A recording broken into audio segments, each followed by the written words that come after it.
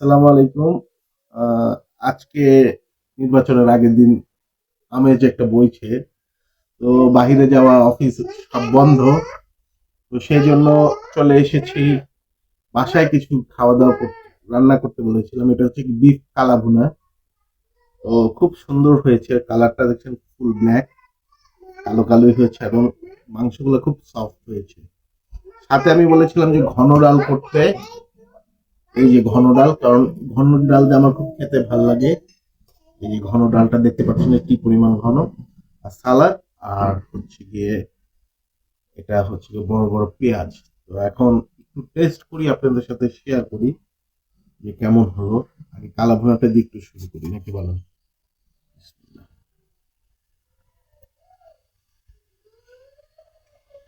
এই যে দেখছেন, দেখি, বিসমিল্লাহ করি।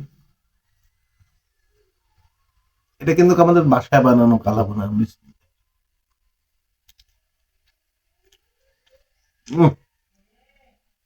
খুবই মজা লাগছে। মাঝে মাঝে মনে হয় কি, বিভিন্ন রেস্টুরেন্টে যে খাই, নাম উচ্চারণ করলাম না, সেগুলো বন্ধ।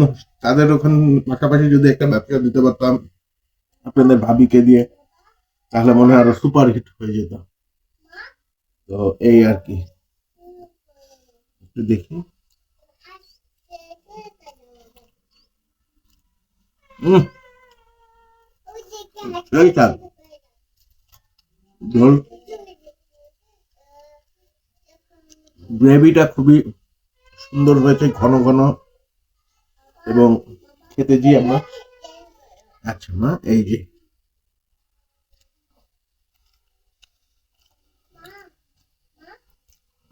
যদি কেউ,